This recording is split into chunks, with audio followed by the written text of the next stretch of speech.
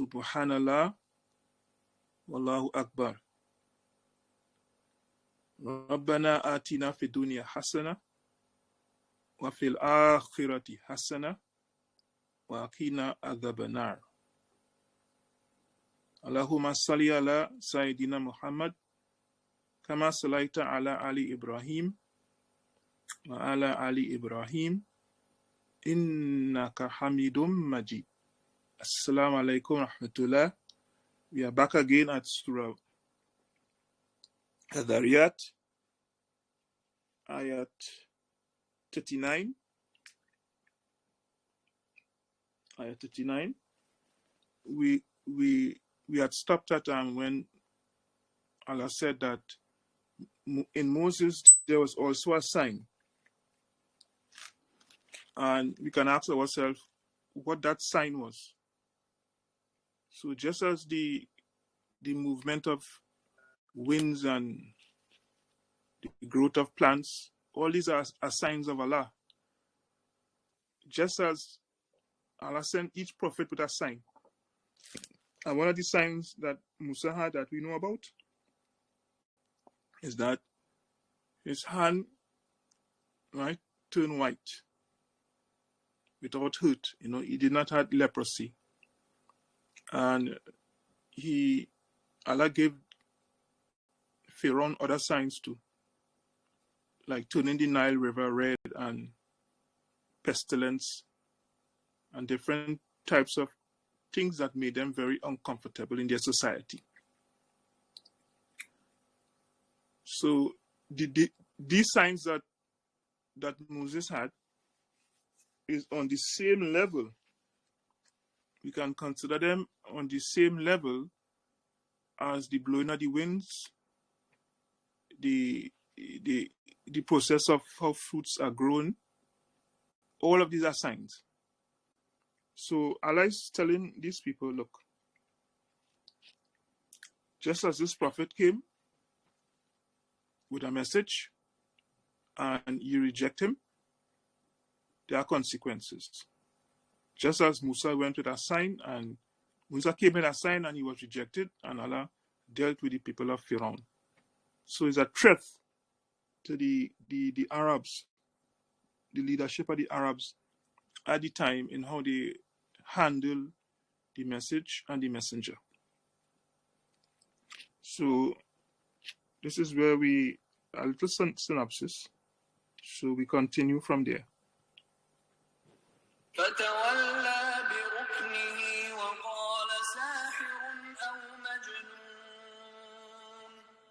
But he turned away with his supporters and said, a magician or a madman.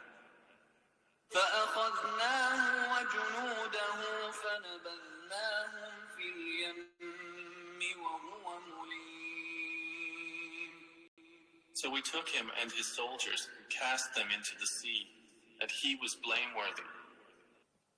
Okay, so when Moses arrived into the courts of Pharaoh, he came with this sign, and Moses now presented the warrant, a clear warrant to the Pharaoh that they were sent by Allah, and they were sanctioned by Allah to deliver this message to him that he should free the children of Israel. And Pharaoh's response, we know from the stories in Sunday school, that he turned away arrogantly. He turned away. And the Quran said that he turned away, which means he rejected the message. Okay, he rejected the message. And he turned to his supporters. And these supporters, in the Quran, they use an interesting word. The word for supporters there is rukun. Now, a rukun is a pillar. Like, when you're building a house, okay, you have pillars to keep the house up. So this is very, very interesting. The Quran has so much gems. Because if you study political science or so aspects of sociology and psychology, it will teach you that a dictator, okay, normally we focus on a dictator, for example, like Idi Amin, right? We focus on him being a dictator. But Idi Amin, or any dictator in this world, could not be a dictator if he does not support it. It doesn't look like that. No man stand up and be so arrogant that and rule a whole country before they kill him. He has supporters. And the Quran called those supporters Rukun, R-U-K-N, which means a pillar. So the whole edifice, the whole house of dictatorship was upkept by these people. Okay, his generals, cleric staff, his religious association, the priests, the high priest, and that whole clergy, right? The tribal chief and nobles in the society. He had his group, and that is how he was able to maintain his power. And you learn this in these days when you do political science or some aspects of sociology and or psychology about how people rule.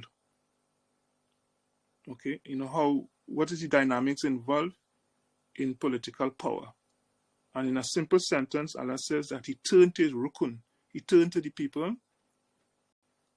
Okay, and these are the people he will discuss issues with. So the appearance of two Israelites in his court, saying that they were sent by Allah, and Allah had sanctioned them, that they had a warrant for him. So he turned to his people to discuss that issue with them.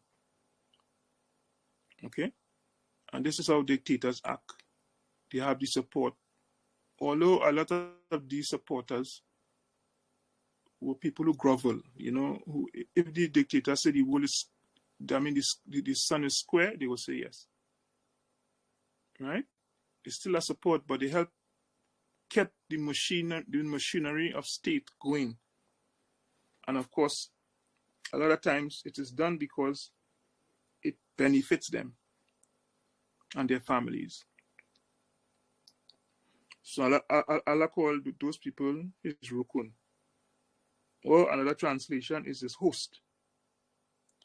Because to him, to Pharaoh, this is Jalalain says, that because to Pharaoh, they are like a support in the same way that a pillar supports a house, is the same way these people were pillars in the dictatorship and they supported him. So he turned to, after doing that, he turned to Pharaoh, Musa, the two prophets, Musa and Harun, and especially to Musa, because Musa was the spokesperson. He said that, you are a sorcerer or a madman. One of the two. Now, why did Pharaoh turn to sorcery? Now, if you know Egypt was known historically and in its time to be a place where plenty of magic was practiced. Now, magic is not always somebody sawing a woman in half or pulling a bunny pulling a rabbit from a hat. Okay, magic also at the time consisted of scientific knowledge that the normal man in Egypt was not taught. We did not know, but the priests knew it. They were into technology at the time. Because if you look at it, how were those large stones cut? And they were cut so smoothly that when they join together, you can't even put a razor blade between both of the rocks. How was that done? Okay, how was a rock weighing tons right? Hundreds of tons lifted up and stacked to make a pyramid, a 5-sided pyramid. Eh? The pyramid in Egypt is 5 sides. Okay, and the margin of error is negligible, it's very small. How did they do that? What was the science behind that? So much so that today there's no construction company, no scientist, no country that could duplicate the building of a pyramid similar to those pyramids that the people of Egypt built. In fact, some years ago, maybe about 20 years ago, some Japanese scientists and construction company, they tried to replicate the process of building a pyramid. And in trying to raise one of the blocks, one of the stones, it crashed, and they had real problems. So it is very difficult. So they had science. But science in those days or technology was considered magic. So we had the technological magic, quote unquote. Then we had the spiritual magic, where they had access to forces in the earth, that we call demons or spirits. And in Islam, they are called jinns, because Allah created human beings, animals, and jinns, and angels. So we have the angelic beings. Then we have jinns. Angels are made of light. Okay? The jinns are made of fire without smoke. The human beings, us, are made of clay, dirt. Right? And the animals of various types, because we have butterflies, we have elephants, we have giraffes, so they were different. And Allah didn't go into too much what he created them from. Okay, we can just look at it and try to apply our reasoning. And so all of this knowledge, the priests had it. It was a priestly caste. Now, in those days, what we call universal knowledge or universal education, not everybody in the society could read or write. The people who were educated to be able to read and write were people who studied under the priests. So the architects were under the priests. The scribes were under the priests. Anything to do with knowledge, it fell under the priesthood. So the temples that they built was not just temples for worship of deities and idols and stuff like that. They were also places of learning, places of culture, places where they train staff to run the government. Like today, you have certain schools, and when you finish those schools, you join the civil service, and you are trained, and it's in the same way. At that time, they had it specialized. Okay, so even though you had a desire to become, let's say, a carpenter or something like that, you still have to go to the school. You still have to learn how to read plans. You have to be able to read and write and do computation mathematics. Okay, but the other aspect of the science also was the spiritual aspect. So when we read, Pharaoh said, "You are a sorcerer." Or put it in our terms, you are Obia man. He's not just talking about a man who throwing flowers and ringing a bell. The magic meant a whole lot of different things in the ancient world. Okay, it meant a whole lot of different things, and the different aspects that I just told you about. And the Egyptians were adept. They were very knowledgeable in those type of science, and even today, especially among Jamaicans, a Obia man or a Obia woman, their rituals are called science. Growing up in South, that's why you used to hear too. That man no real science. You're not talking about chemistry and drug and things like that. They're talking about spiritual matters. So it was also considered as science. It's only with the coming of the modern world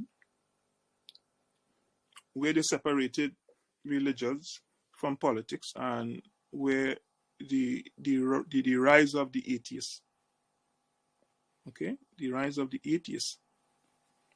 We see that they write off, at least publicly, the spiritual aspect. But we see with the Epstein's files, okay, we are seeing with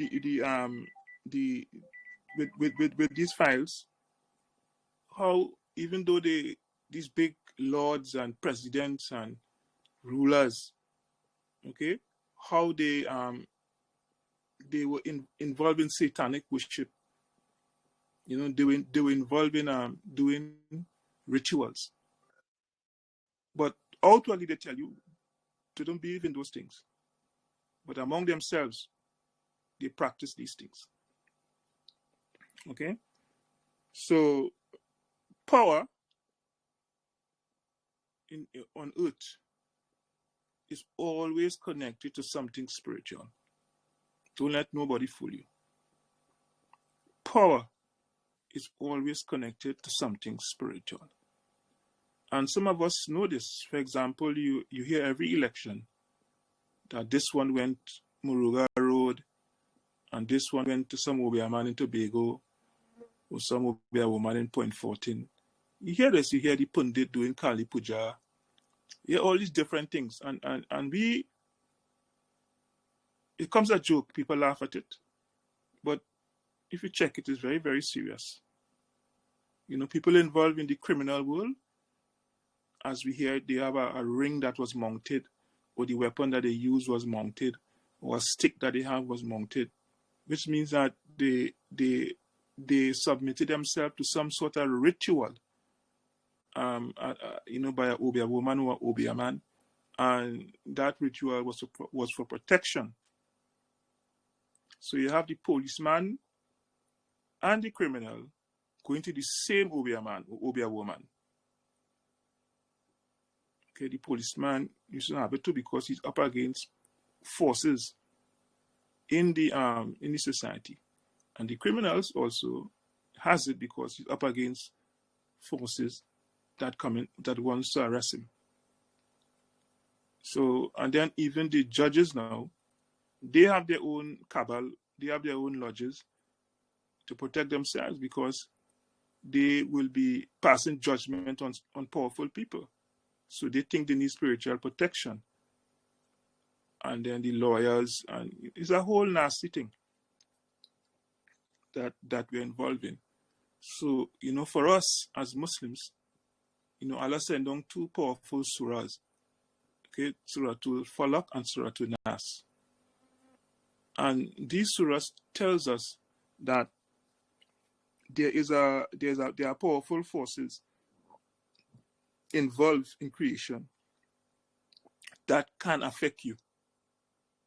And that is why we say, we seek refuge in the Lord of the dawn. Allah is the Lord of the dawn, Lord of the first light in the sky. Allah is the Lord of mankind, King of mankind, God of mankind. Seek refuge from the whisperer. Okay? A lot of times when people go and do something, it comes as a suggestion. And even some people tell you that, like this guy, he was a Muslim guy who drove a car into a carnival in Louisiana, and he said that a voice told him to do that. Now people, they laugh at it, but these things are true. Okay, these things are true, and because he started to get very delusional because he lost his job. he lost his wife, and he had problems with his family. He started to isolate himself, and he wasn't really like getting close to Allah. So he left himself open to the suggestions of Shaitan. Okay, so all of these things that, we have to be careful of. We should not dismiss them, because knowledge is power. To know what you're up against is very important.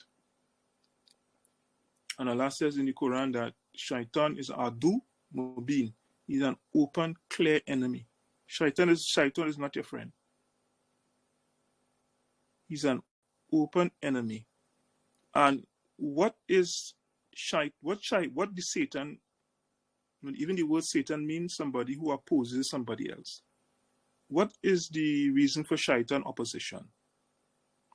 Satan's opposition is because Allah chose Adam to be the caliph of the earth, the whole earth. He be the ruler. Okay, he'll be the ruler. Now, before Adam, those that inhabited the earth were the jinns. And they went astray and Allah punished them. So, Shaitan, being of the jinns, he had this envy for mankind. And he asked Allah to give him a little time, because Allah was going to judge him because of his disobedience. And he said to Allah to give him a little time, and that he's trying to prove to Allah that we do not deserve to be the leaders. That's what it's about. We do not deserve to be the leaders. So when you see brothers or sisters involved in that kind of leadership struggle and things like that, it's a shaitanic inspired action. That's how deep it is. Right? Because you can't tell Allah where to put his favors. That's what the Jew said, that a prophet could never come from the Arabs. Because we are the chosen people, so they're telling God who he should appoint and who he should disappoint and not make them leaders. And they do that based on their own understanding. So that is Shaitan's problem. So Shaitan is out to prove to Allah that we are not worthy. So that is why in Islam, if you check the roots of these words, like sin means to darken your soul.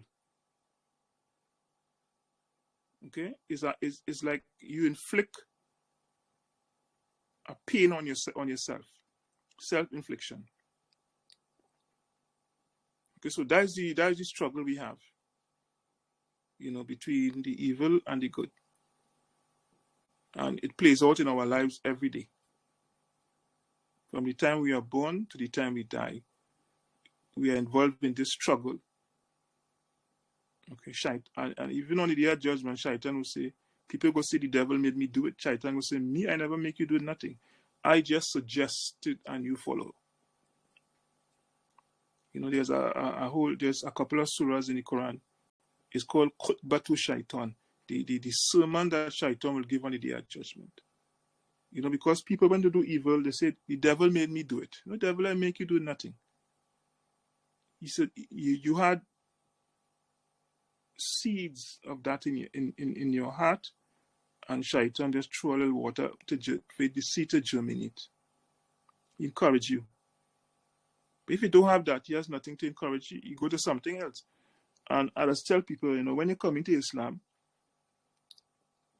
let me say, you had problems with drugs, like, smoke a lot of weed and things like that, which is a common thing.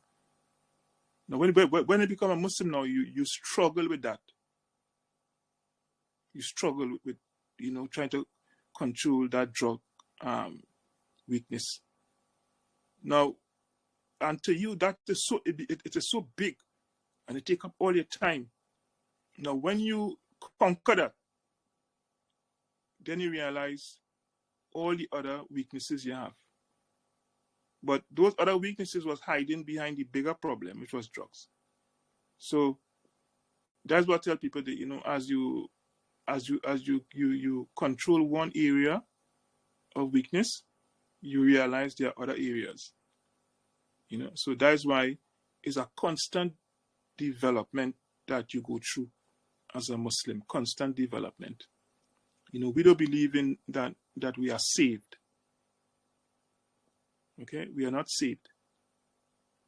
Right? Allah promises us forgiveness, and Allah promise if we turn away. There's two actions. You have to first confess, right? And then you have to feel remorse, and then you have to turn away from it. So you don't go and say, oh God, forgive me, forgive me, forgive me. And then you just, as you don't pray, you're going to do the same thing. That is not what we consider seeking forgiveness. Okay, so Pharaoh went to his host and he accused the Moses of being a sorcerer. That this whole thing about he had a warrant and he come to free them, you know, Pharaoh considered it to be sorcery. So let us continue.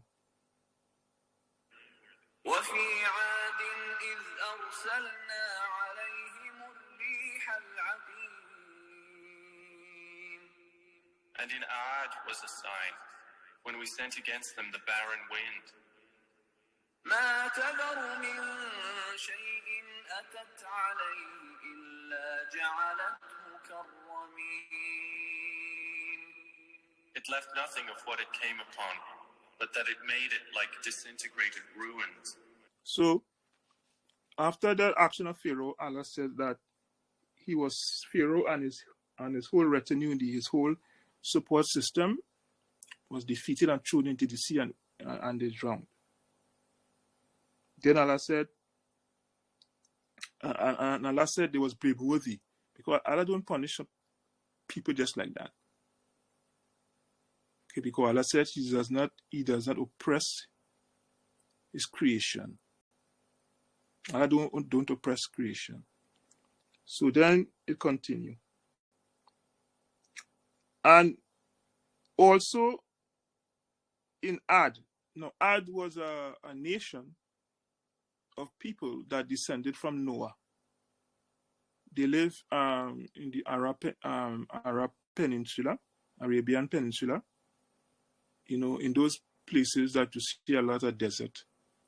Long time ago, many years ago, those places was green with rivers.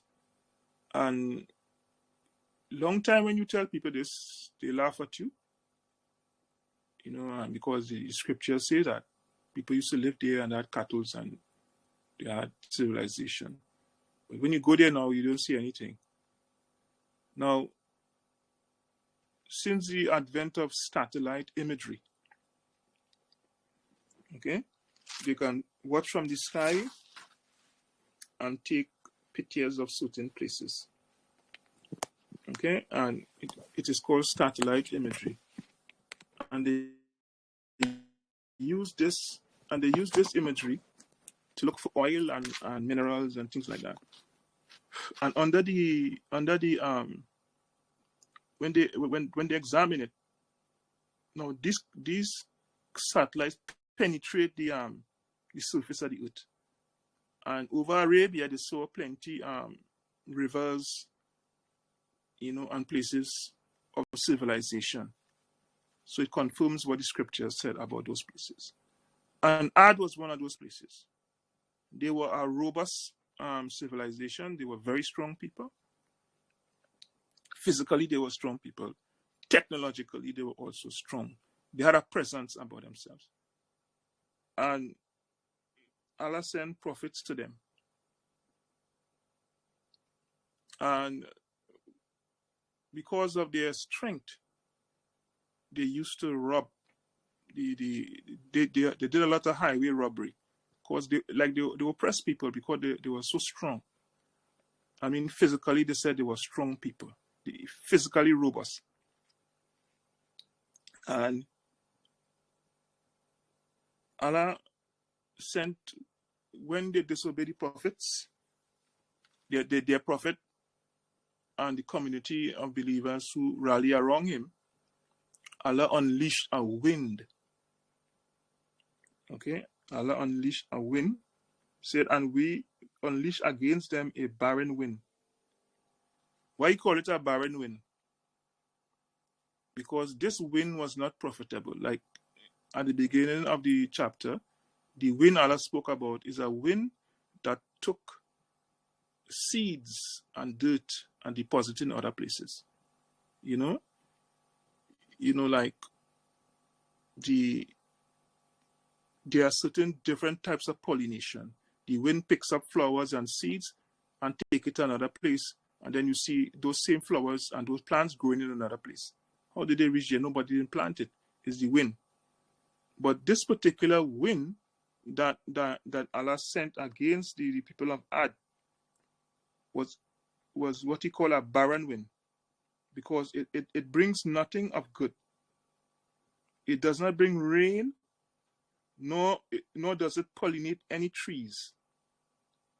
And this wind was a western wind called Dabur, Ad-Dabur. Now, the Arabs like to categorize things. It's called taxonomy. They like to. The Arabs wouldn't just say wind. There are different types of wind. Okay? There's more than 100 names for a lion. For example, one of the words for lion is bold. There's another word for lion. When a lion is sitting and when a lion is hunting, they have different names for it. They like to name things, right? So they won't just say a wind. It has a name. So when I say the Dabur, it means a wind that was not profitable. And when I say Dhariyat, like Dhariyat is a wind that pollinate or take dirt and deposit it somewhere else. Okay, so based on the function of the wind, the Arabs name it. So, and they say this wind generally came from the west. And Allah says through Ayat 42, it did not leave anything. So it did not leave any people or property or vegetation that it came upon without reducing a thing to make it appear as decayed bones.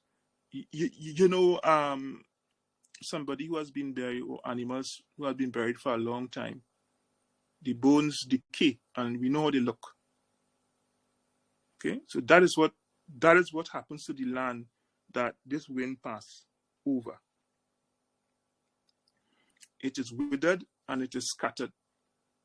It is fragile.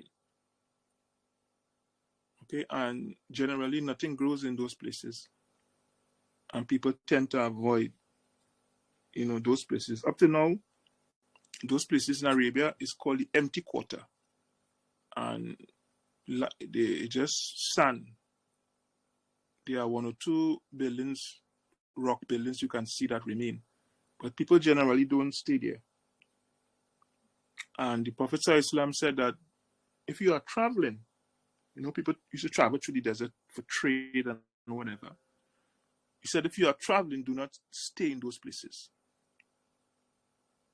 Even if you're traveling and want to rest, don't choose those places to rest.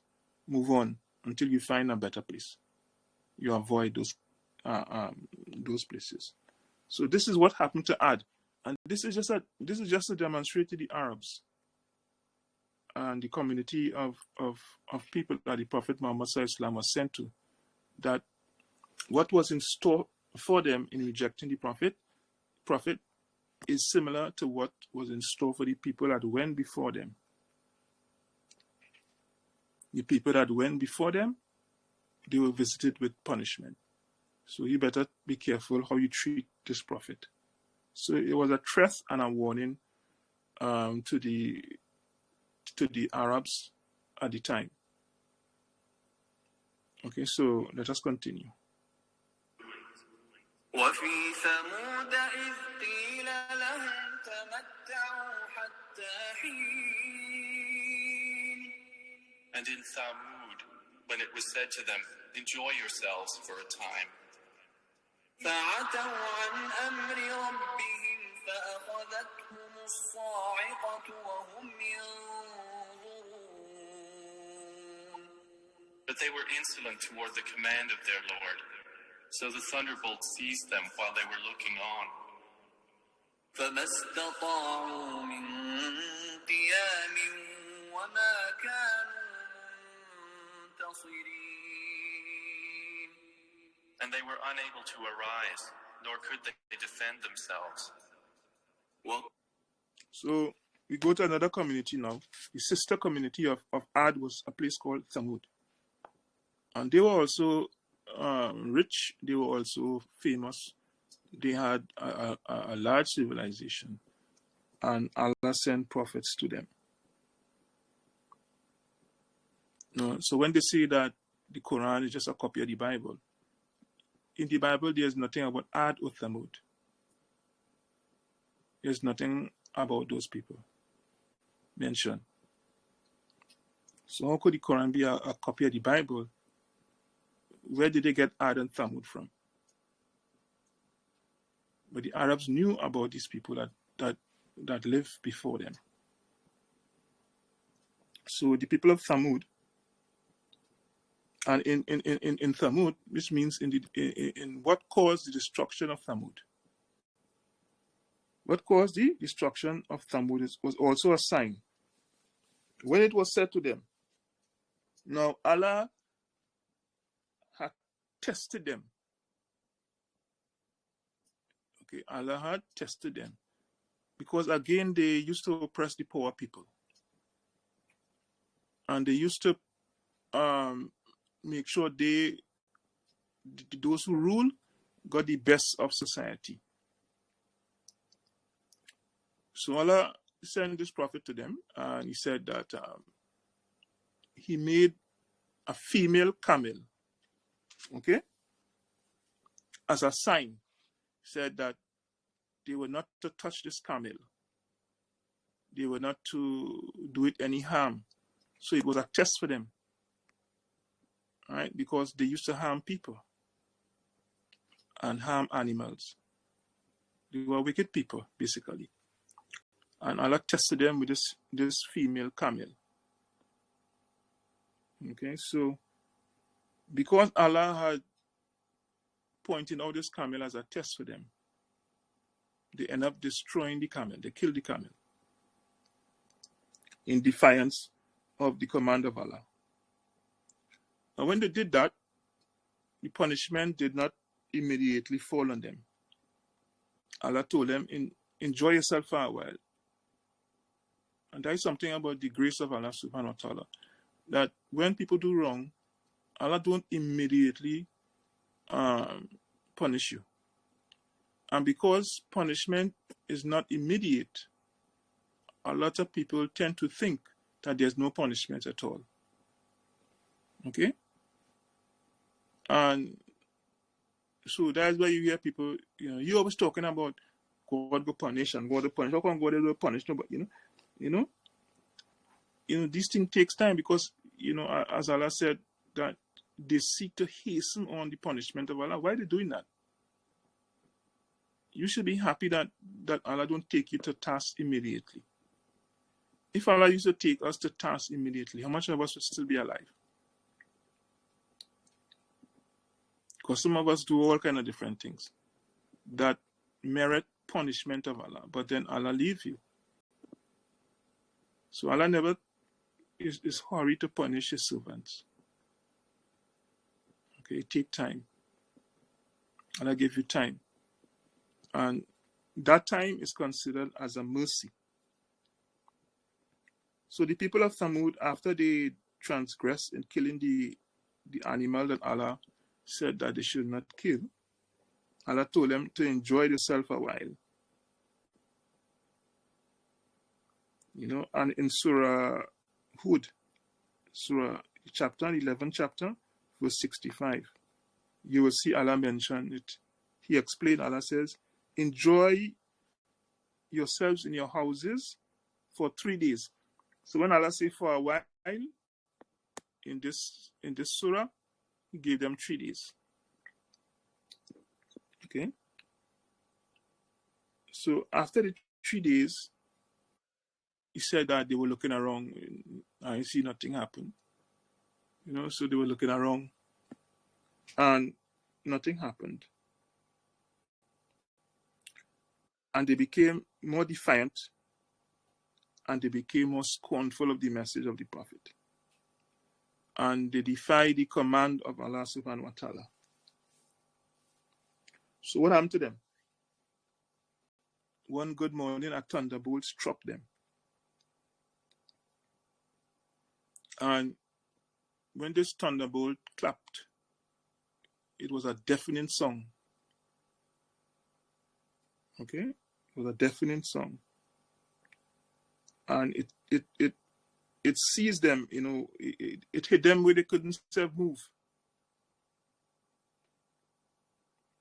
Okay? It hit them in a way that they couldn't move. And this happened in broad daylight. When the Quran says when they were looking around, it means when they were involved in their everyday activity. Okay, so like they forget the warning and they forget the time they were given. And out of nowhere, the thunderbolt clapped. Broad daylight, they were destroyed. And when you look at them, when you look at the society that this happened, they were all laid out on the ground. They were all lying down and they couldn't get up.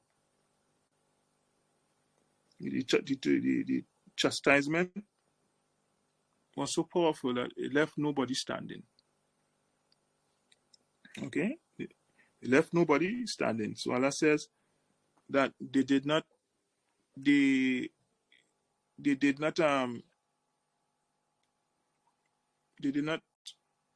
were not victorious over anything.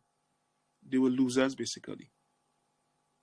And that all came about because of their disobedience to their Prophet and their hostility and scornfulness of the commands of Allah subhanahu wa ta'ala.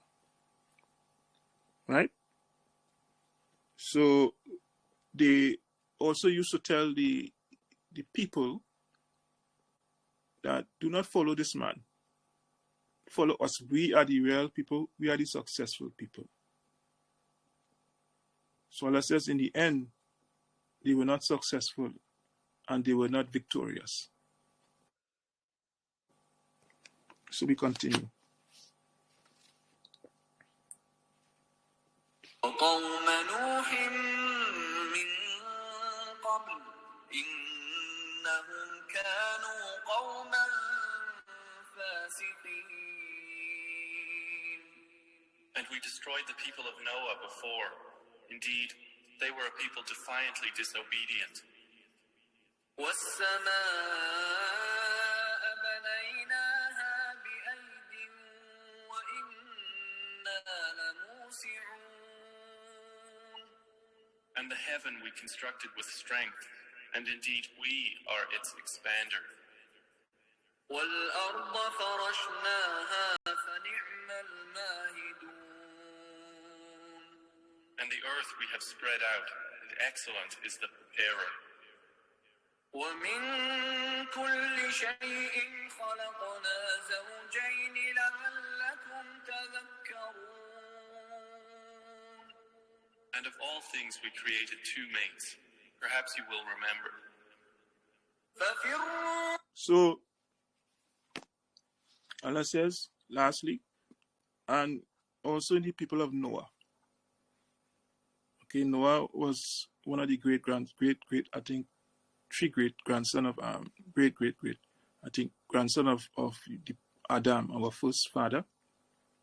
And we know that community was destroyed by flood. Noah, family, community and civilization was destroyed by flood. And there's difference of opinion whether the flood was worldwide or the flood was regional. Okay? I tend to think more so worldwide. Because everywhere, there's not a community on this earth that don't have a flood story. Because we know that the people, the children of Noah, dispersed over the earth after the flood. So with each group of people that went out and inhabited the earth, they carry that same story in different forms. Even in Africa, there are stories about the amount of people who were on the ark and this family and hit dry land and they spread out, and so every community, the so-called American Indian, the Chinese, you do have a society on earth that don't recall a flood. Even some of the so-called American Indians, they say after the flood, people came out of the earth. That people came out out of the earth like seeds. So people have different type of remembrance and different type of explanations.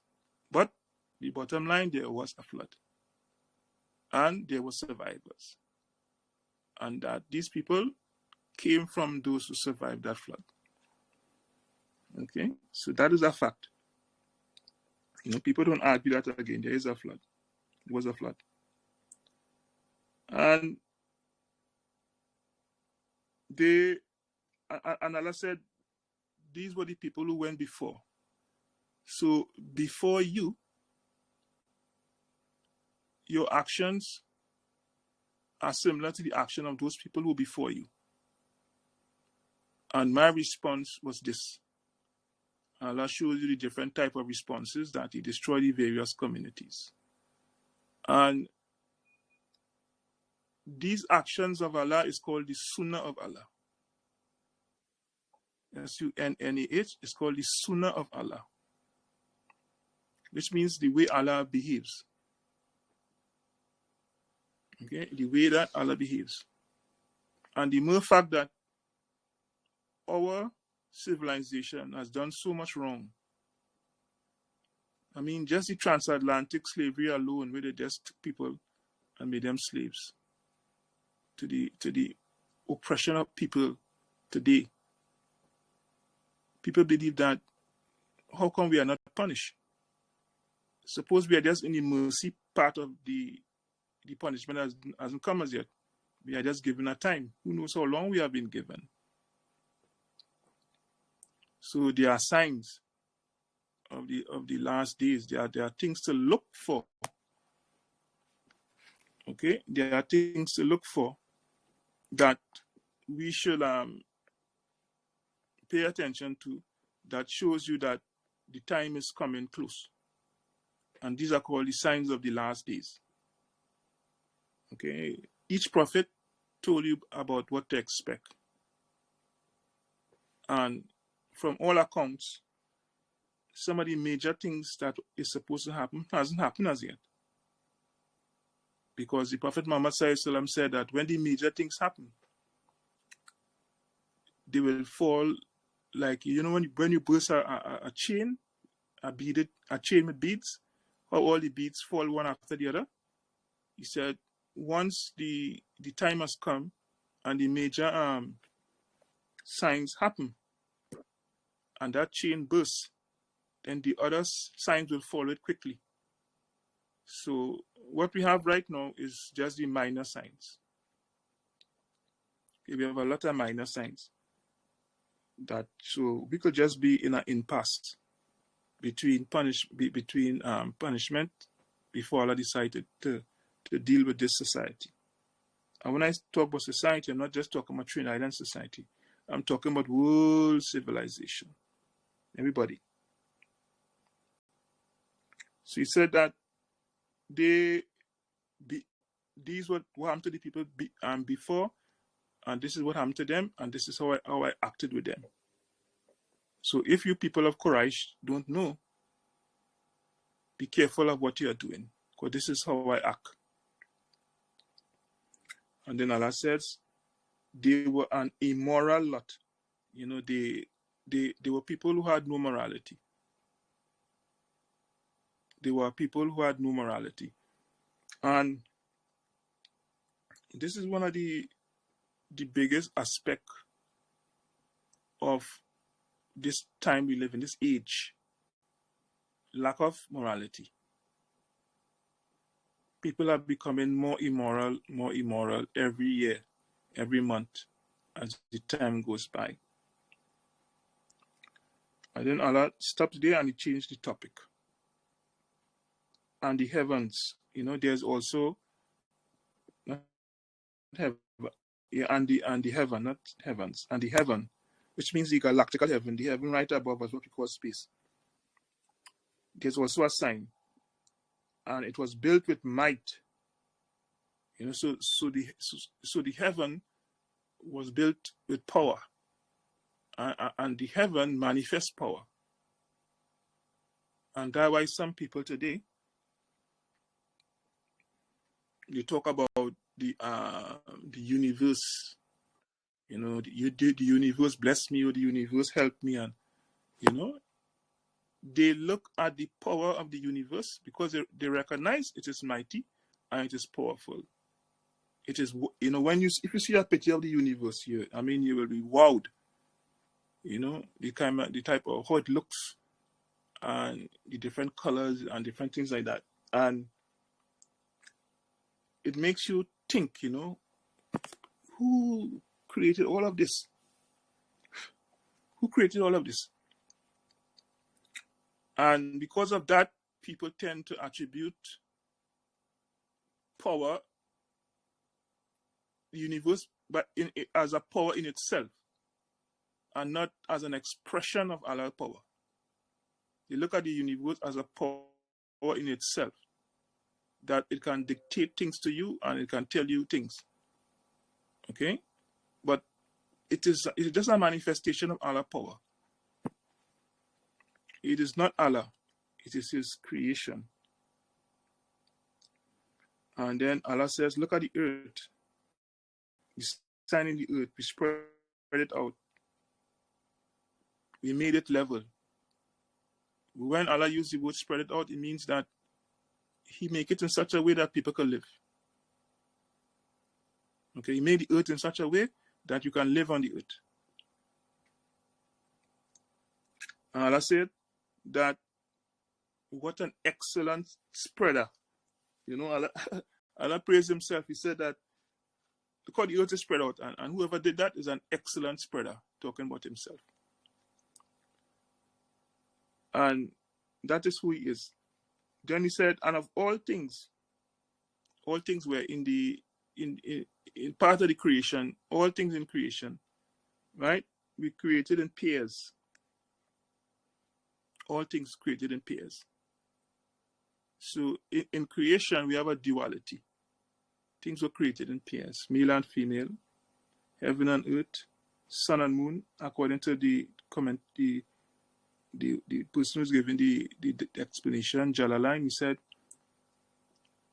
male and female, heaven and earth, sun and moon, plains and mountain, summer and winter, sweet and bitter, light and darkness are examples of how creation is in pairs. And you say that perhaps you might remember. Okay, perhaps you might remember. So this word here, it goes much more than remember. It means that you look at it, you examine it, you take it in your memory, okay, and you think about it, you ponder on it. Okay, you ponder how this came about, you know. You look at it and you take lessons. And this will bring you to the point of realization that the earth and creation is paired, dual. But it came from a creator who is one. Okay, the earth is paired. Creation is paired. The whole creation is paired. But it came from one, came from Allah. Okay, so do not attribute the power you find in creation to the Creator. The power in creation comes from somewhere else. So do not be confused. So take that in your memory. Think about those things. Ponder upon those things.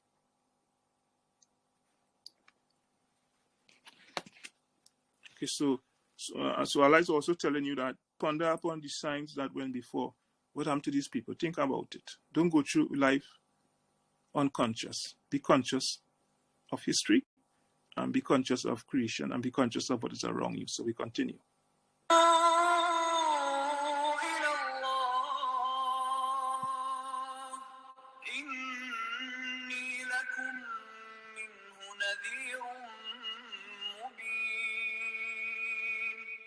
So flee to Allah. Indeed, I am to you from Him a clear warner. ولا تجعلوا مع الله إلها آخر إني لكم منه نذير مبين. And do not make us equal with Allah another deity. Indeed, I am to you from Him a clear warner. كذلك ما أتى الذين من قبلهم من رسول إلا قالوا ساحر أو مجنون. Similarly, there came not to those before them any messenger except that they said a magician or a madman. So, let's say after all of this conversation, what you should do. You say flee, run, run to Allah. Hasten, be quick to run to Allah. Okay, so flee to Allah. That is to go the opposite way. Quickly go the opposite way so that the punishment that went to those before will not fall on us. And that the reward for being obedient we will achieve. And then Allah said, thus there did not come to those who were before them any messenger. So he said, it's the same way. Just as the past, any messenger that came before you is the same thing they told the messenger. You are either a sorcerer or a madman. Right? So it is a predictable is a predictable response of the disbelievers. So don't be surprised, oh prophet. This is to the prophet, that if they call you that, many of the prophets who went before you were also called that. So don't worry about it. It's predictable. This is how they behave. And so it means that if this is how they behave, then Allah implicitly is saying, I will behave the same way to them.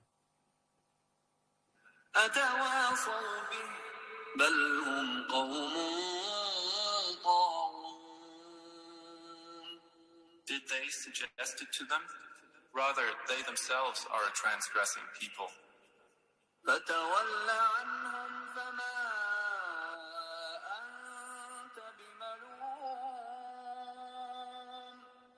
So leave them, O Muhammad, for you are not to be blamed.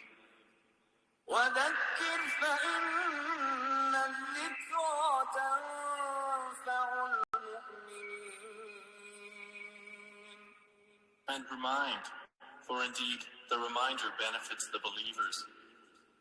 وَمَا خَلَقْتُ الْجِنَّ وَالْإِنسَ إِلَّا لِيَعْبُدُونَ. And I did not create the jinn and mankind except to worship me. مَا أُرِيدُ مِنْهُمْ مِنْ رِزْقٍ وَمَا أُرِيدُ أَنْ I do not want from them any provision, nor do I want them to feed me. Okay. So after telling them, feed to Allah, stay away, avoid the punishment. So he said that did they advise each other to behave like this? Okay. Did they advise each other to behave like this? See a clearer translation.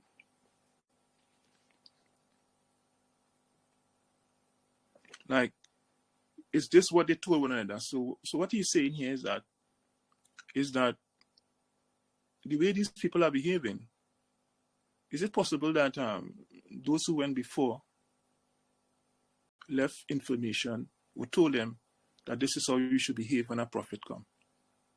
Because they were acting the same.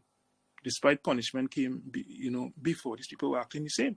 Like they forget that those who acted like that, they were punished. So Allah is a kind of mess up question. Like, well, let's tell them one another that where you get that from? Like them people who get punished before, like they chain you up, they tell you to act like that. Okay. And Allah said, shun them. Stay away from them. Shun them. This is what the Prophet said. After a time, just leave them. And you will not be reproached.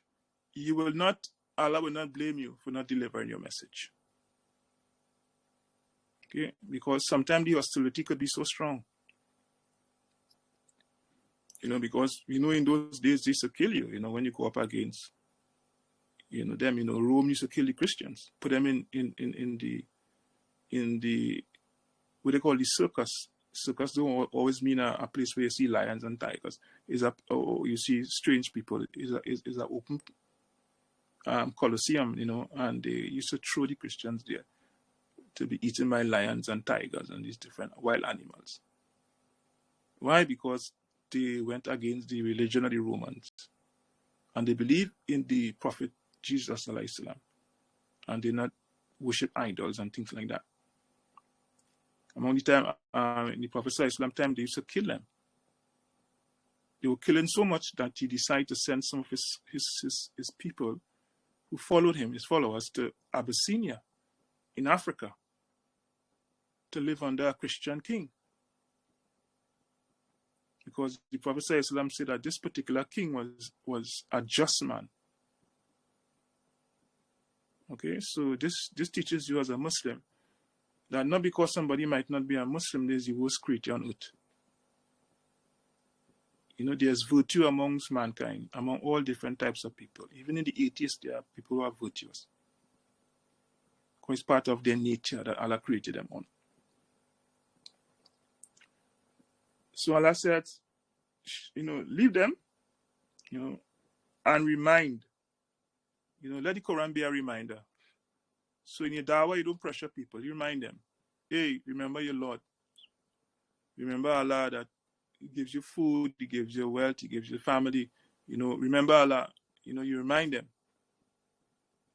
You don't just condemn people because guidance does not belong to you. You are a conveyor of guidance. It doesn't belong to you. You can decide who should be a Muslim and who should not be a Muslim. That decision is not yours. That decision is Allah's. It's not your business. You just do what you have to do, that Allah tell you to do. Carry the message and dump it and leave it with among the people and let me see what they do with it. So remind them by the Quran, admonish them with the Quran. Because reminders, when you are reminded and you are a believer, it benefits you. And there's a check for you on your own heart. If somebody remind you, do not take it as a criticism. Okay, somebody might just remind you because mankind is forgetful. Allah says us in the Quran that we are forgetful. That's why He's always telling us to remind ourselves. Because we forget. It's a part of our nature. So sometimes if you are reminded, you take that as a personal disrespect. But He says that reminder helps those who believe. It benefits believers. Right? So a reminder, does not always mean a critique. Okay? And there is one side of it, the person who's receiving the reminder. The other side of it is that if you are reminding people, do not make it in the form of you always criticizing somebody. Okay? So it's two sides. Okay? Do not make a reminder as if you're always reproaching and criticizing people. Okay? Because a reminder is supposed to help the person, not to lord over the person or think you are better than the person. Because that person can remind you. And you can remind him or her. Because all of us don't sin the same way. There are sins that you mightn't do that somebody else would do. And there are sins that you will do that the other person will never do. Okay? Because people sin differently. Allah says, I do not desire from them any provision. A lot of these like native religions, they're always providing food, putting food out for God, sacrificing animals for God. No, we sacrifice. But our sacrifice is for Allah, and then we also distribute that to the poor. We don't leave it there to rot in the temple. Okay? Or just to be eaten by the priests. In some African culture, if you are chosen to be a priest, it's something good. Because when people come and bring all them sacrifice, you eating it as a priest. Nobody else ain't getting that. Your family alone eating that. But in Islam, that sacrifice is distributed among the poor and the weak in the society. Okay, and Allah says that that He created. Sorry, I skipped out something. And I did not create the jinn and mankind except that they may worship me. So the purpose of creation is to worship Allah. All creation. Now, you may ask yourself, why Allah did not include the angels here? He said, I did not create the jinn and the human beings, except that they may worship me. So what was the purpose? So why did he mention the angels? Because the angels have no free will. But he mentioned us, and they worship Allah too. Okay, but he mentioned us because we volunteered them to worship Allah. The angels, they have no choice. They don't know nothing called choice. And what we call the free will. But us as human beings, that's why Islam is called submission to Allah. We submit our desires, our thinking, our way of life, our egos. We submit everything to Allah. We submit every single thing in our life to Allah. That is why, and that is what Muslim mean. Somebody who submit to the will of God. And he said he feeds you. He doesn't want any provisions from you. No, is he asking you to feed him? You don't need that. Whatever sacrifice you made for him is dedicated to him, but on behalf of the poor and the weak. So we continue.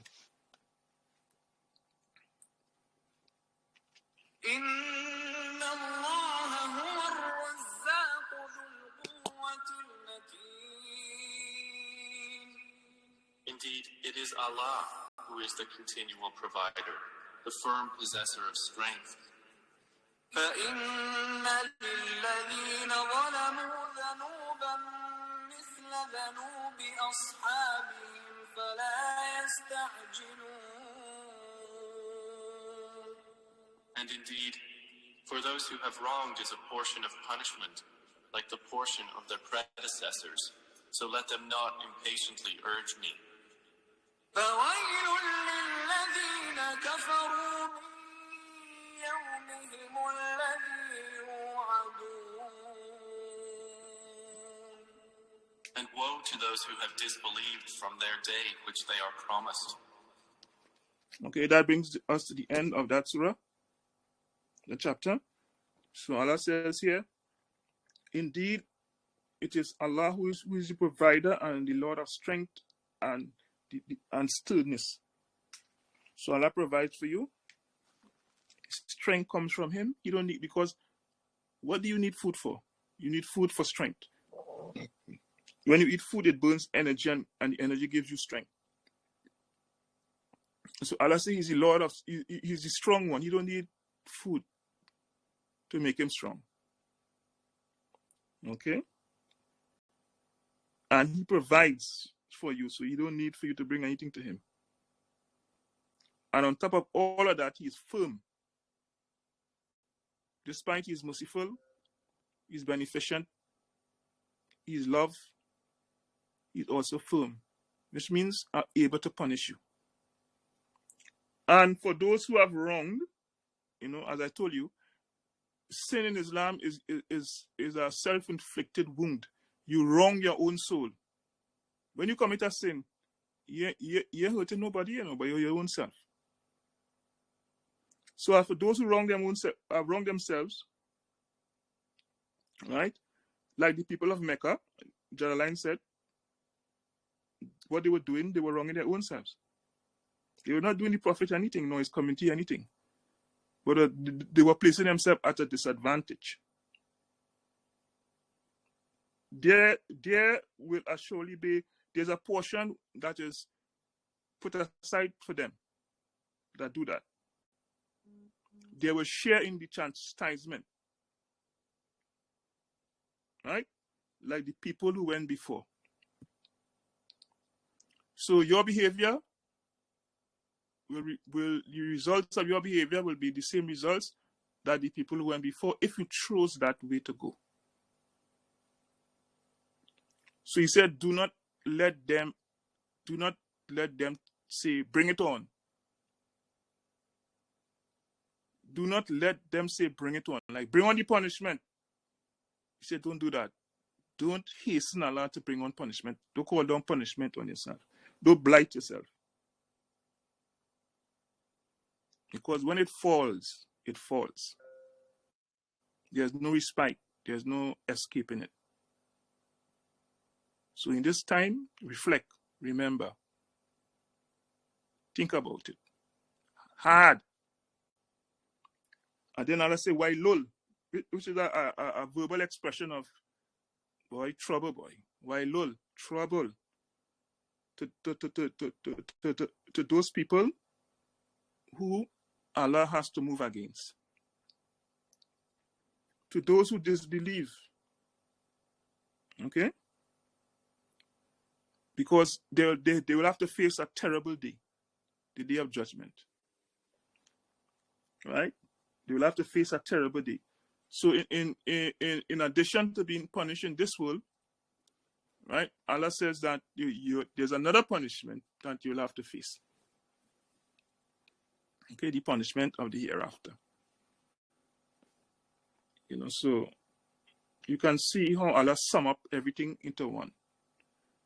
All I can tell you is that these surahs, especially the surahs in the prevailing Mecca, you can take example on how to talk to people and how to give da'wah to people, how to invite people to Islam. And I'm telling you, if you go that way, you'll have more success because Allah knows the hearts of people. So if He's telling you this is what to do, because He said that people only do what is part of them. So a man 500 years ago robbed you with a big stone or an axe or a knife, and today he rob you with a Tech 9. It's still robbery. Right? The heart is still the same. He's taking something from you by force. And next 100 years, you take it from you with a space gun. Still the same robbery. So not because the technology changed that people change. There's a consistent thing about people. And the only way to improve is by following the guidance of Allah subhanahu wa ta'ala. Okay, so Allah says, like, so wait now, like, the people who went before, like, they tell you all these things. So why are they saying the same thing that I'm saying?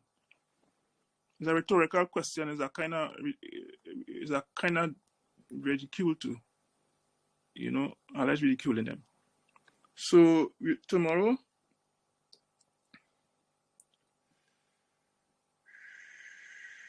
we'll start on Surah Tur.